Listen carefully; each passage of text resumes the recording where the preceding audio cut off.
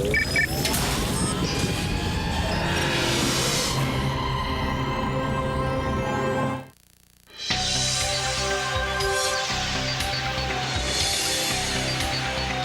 fans think she's flawless. Find out for yourself when we get close to Lucy Lawless. I win! Without him, T-Rex would be just a museum piece.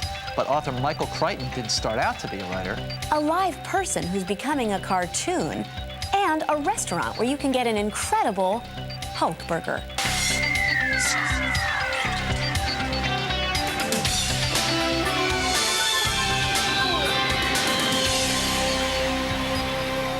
Hi, I'm Scott Nance. And I'm Chase Masterson. Welcome to the brave new world of sci-fi entertainment. Let's get started at warp speed with the latest buzz from the Sci-Fi Wire. As everyone knows, the first of the new Star Wars prequels blasts into theaters next year. Now, to keep the story secret, director George Lucas has required an oath of silence from his entire cast and crew. But that hasn't stopped us from pumping the film's stars like Samuel L. Jackson. He implanted this thing in my mouth, and if I told you the truth about what I did in it, my head would blow up. No, oh, stop. Yoda's, fine, dandy, younger than he was in the last film. Even though you'd never know about it, it's just, it's like 3 less wrinkles in one corner of his eye. Thanks for the scoop, Sam. But really, considering how phenomenally well the Star Wars re-releases did last year, I don't think George Lucas needs to worry about fans lining up at the box office, no matter how much we find out in advance. There's a lot of getting wet. And Vancouver's a very wet town, so a lot of times you're working out in the cold and the damp. It's official. The X-Files is moving from Vancouver to Los Angeles for its 6th season. David Duchovny has been complaining all year about having to work so far away from his wife, Deep Impact star Téa Leoni. He's even threatened to quit rather than work another year up north. But the show's creator, Chris Carter, denies he bowed down to his star's demands. Carter says that with the X-Files movie coming out next month, now was just the natural time to change locales. I think Carter was just outfoxed. For more on the X-Files film, check out the July issue of Sci-Fi Entertainment magazine on newsstands May 19th. And talk about buzz. Listen to this. Anything goes. Smoking, being sexually creative, drinking, jumping off of buildings. You'll get more on Téa Leoni and David Duchovny on next week's show. Don't miss it. I know you won't. I don't know if you need any more reason to see Deep Impact than to watch Téa Leoni on the big screen for a change. But there's also this comment in the movie, as well as all these special effects. But here's a really unique take of the film from writer Amanda Finch.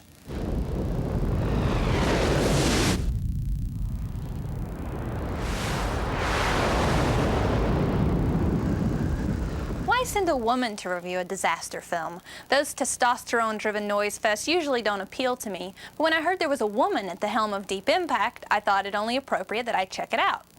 The 1990s have brought us hip, slick disaster flicks. Big stars, big budgets, the best effects we've ever seen, and a big 0 on the fun factor. Volcano was about as much fun as setting yourself on fire, and Dante's Peak was the first time I actually rooted for the disaster. Now we have the kinder, gentler meteor movie, Deep Impact, the disaster movie for chicks, by chicks. Directed by Mimi Leder, this DreamWorks release stars Téa Leoni as an ambitious MSNBC news hound who stumbles onto the end of the world. Deep Impact features a fine disaster cast, ranging from Vanessa Redgrave to that guy from Men Behaving Badly.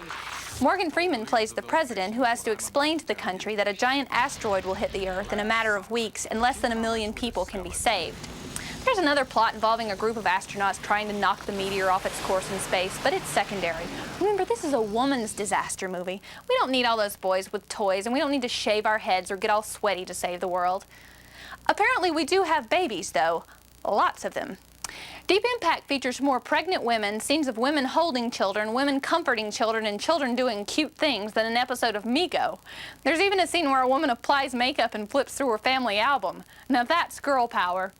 But boys, don't let this female-friendly focus scare you away. The effects are dazzling, the plot is sufficiently scary, and there are just enough nuclear weapons, military command centers, and dead bodies to keep your manhood intact. Now, I'm not suggesting that we turn disaster movies into long Revlon commercials with explosions, but a little mascara never hurt anybody. I'm Amanda Finch, and that's just my opinion. Coming up, a real-life, living, breathing anime character. Is the world ready for Apollo Smile? And join us for some mutant chicken wings at the Marvel Mania restaurant.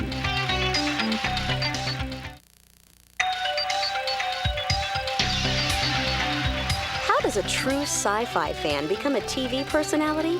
On next week's show, discover how our own Scott Mantz is realizing his childhood dream to be a co-host on the Sci-Fi Channel's Sci-Fi Entertainment. Living Sci-Fi this week brings us a woman who is truly living her sci-fi. Say hello to Apollo Smile.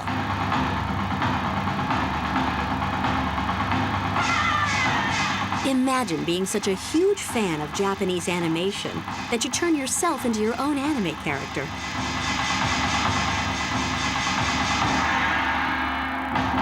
The character Apollo Smile is a galactic heroine. She's in a war to save her universe. She's a martial artist, she's a singer, she kicks some butt. Apollo Smile is a lot like the big-eyed superheroine seen in anime titles like Armitage III. But there's a twist. Apollo claims that she's the world's first and only live-action anime girl. I've been told many times that I look very much like a little anime girl, like a character. So, giving into the principle that biology is destiny, the singer-dancer has created a stage act based on the premise that she's an anime character come to life.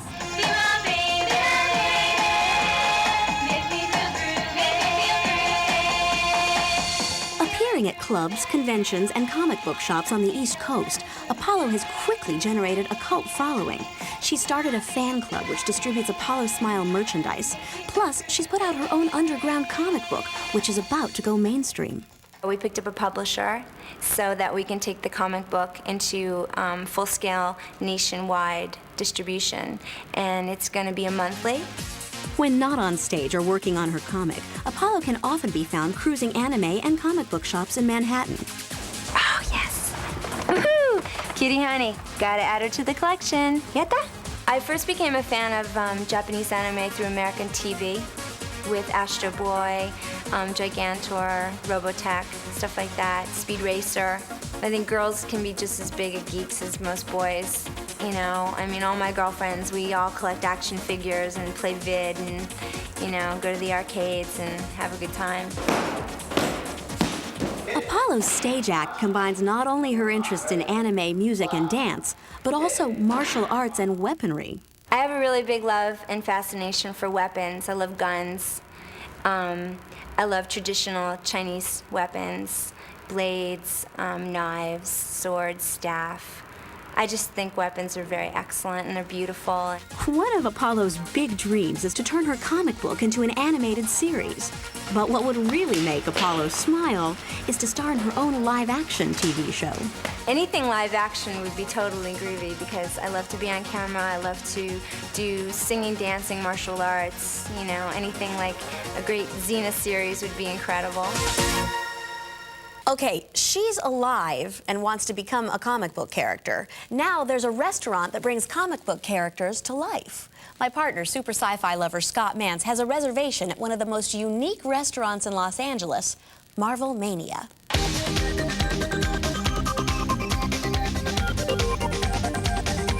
The success of the Hard Rock Cafe and Planet Hollywood has made themed restaurants a major trend. Now Marvel has joined the action by opening Marvel Mania at Universal Studios Hollywood.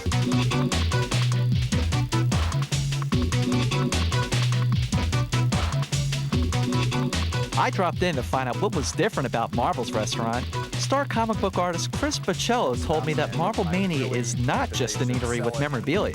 There's superheroes bouncing all over the walls and on the ceilings, and you can look at the floor. The floor looks like a comic book with all the different images of the superheroes. So yes, I definitely think that you're literally in a comic book.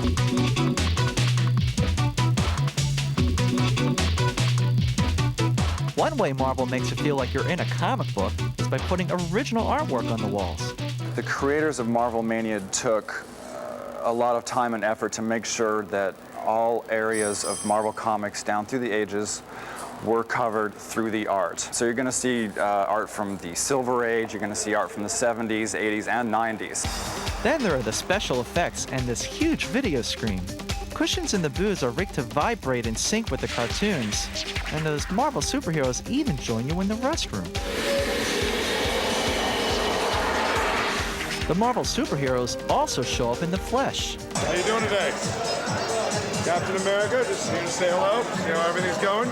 Like other themed restaurants, Marvel Mania has a gift shop and memorabilia on display. One of Dana Morshed's jobs is tracking down these precious artifacts.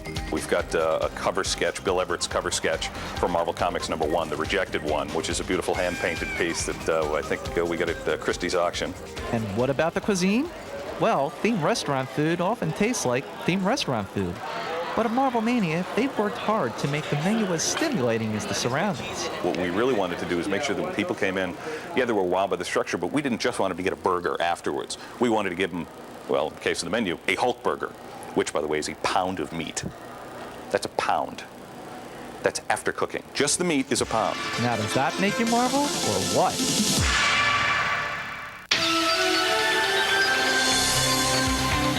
What Hollywood power player produced T2, Aliens, and Tremors? The answer may surprise you. Stick around. We love Lucy. Lucy Lawless, that is. She's coming up next.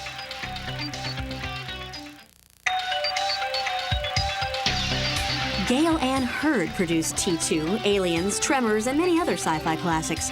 Learn more about this fascinating woman in Masters of Fantasy, Gail Ann Hurd, next week on the Sci-Fi Channel. What's Lucy Lawless like without the breastplates and swords? Now, there's a situation Scott can fantasize about. As Xena, Lucy's made it quite clear you don't really want to mess with a warrior princess.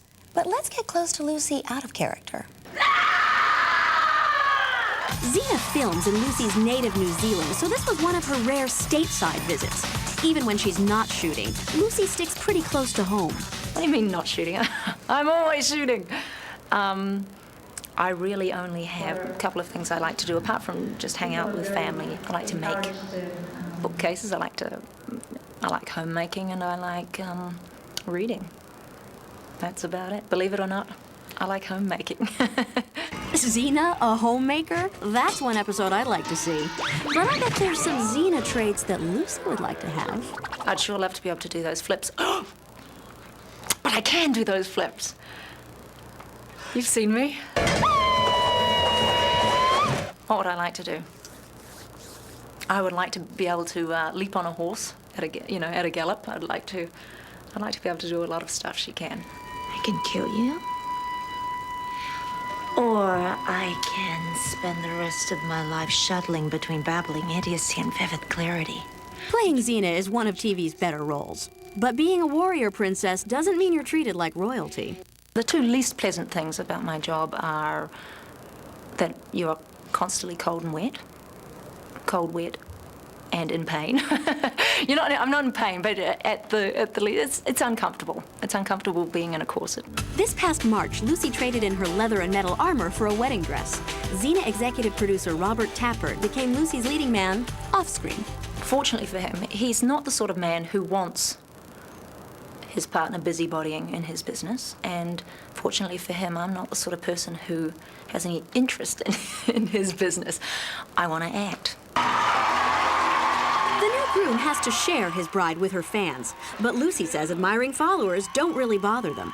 People are very nice to me. Long may it continue, but yeah, I've got to say, even in New Zealand, the public's very gracious. Leah, I know you're really mad at me, and I don't blame you one little bit, but I swear I didn't know that Bailey was a bad guy. I seem to be blessed with a job or a persona which people don't get jealous of me, I don't think. Women aren't intimidated by me when they meet me, one-on-one. And men think that they can have a beer with me. Lucy has a 9-year-old daughter from a previous marriage and clearly enjoys the family life. But she has no plans to hang up her sword and become a full-time housewife. I could never stop working. I feel like acting, apart from being a mum, I believe I'm a good mum. I believe that acting's the only other career choice that I'm any good at. It's the only thing I'm good for.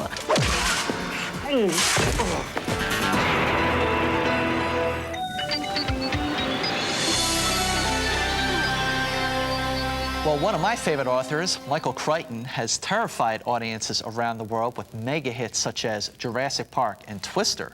But what terrifies Michael the most is interviews, and I can relate to that. So we tried to put Michael at ease as he talked about his work, Sphere, which is all about fear. Something put this thing out there to get picked up and brought back here. If you've forgotten the Trojan horse, it could be a trap. Michael Crichton chose not to write the film's screenplay, even though it's based on his book.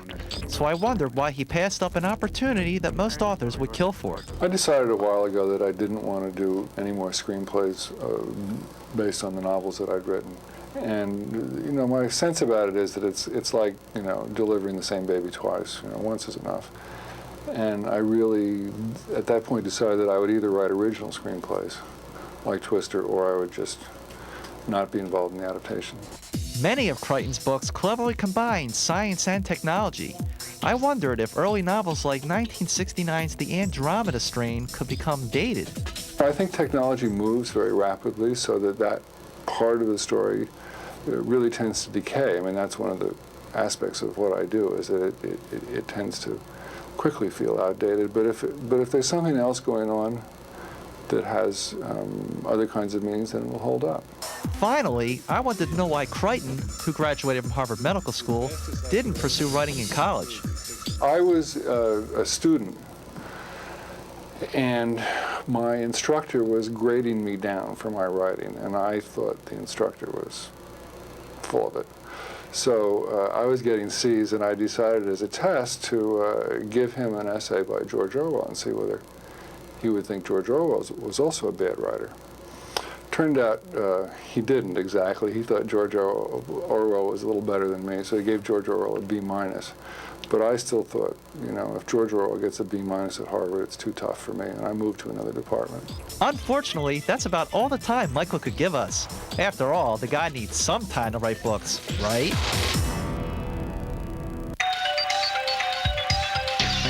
Log on to the Dominion this week and get involved in these cyberspace events. The address is www.scifi.com.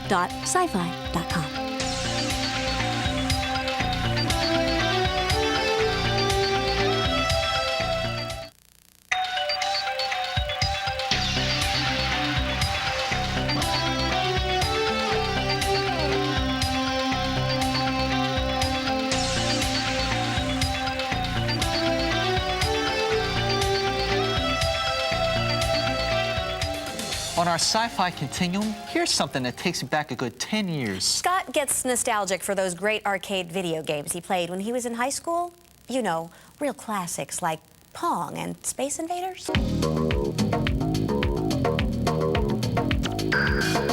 The games are on display at the American Museum of the Moving Image. Carl Goodman, with the awesome title Curator of Digital Media, gave me a tour of computer gaming history. Oh my God. There's a remarkable similarity between many of these games looking back on it, and yet they all provide unique and distinct experiences. In each one, there's something new that was offered that made the game popular and interesting. The exhibit covers video arcade games from the Stone Age in the early 70s through the Golden Age of the 80s. It begins with this contraption called Computer Space. That very first video arcade game was based on a computer game that computer scientists would play and also themselves make on mainframe computers in the late 60s. Computer Space failed miserably because it was too complicated, but its inventor scored a blockbuster with his second coin-op game, Pong. The game was so simple and had to be simple because it was people's really their first encounter with computer-based interactivity.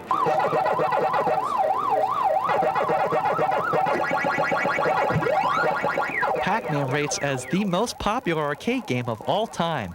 It was the first to use a cartoon character that you could control. What I've heard is that the people who've created it were sitting around one night thinking, what if that pizza that we're looking at right now, with a slice taken out of it, decided that it was hungry and wanted to eat. The exhibit reveals much about the evolution of violence in gaming. One interesting twist was this game, created in response to mounting criticism of digital violence. It showed only brutality which was morally justified. In the era of Schwarzenegger and Ronald Reagan, that worked especially well with a game called Narc that, again, justified its violence because you were on the right side and you were killing drug dealers. The Computer Space 98 exhibit features 27 classic games. It runs through the fall at the American Museum of the Moving Image in Astoria, Queens. That's Sci-Fi Entertainment for this weekend. Give us your comments on the show and what you'd like to see. Our email address is coming right up.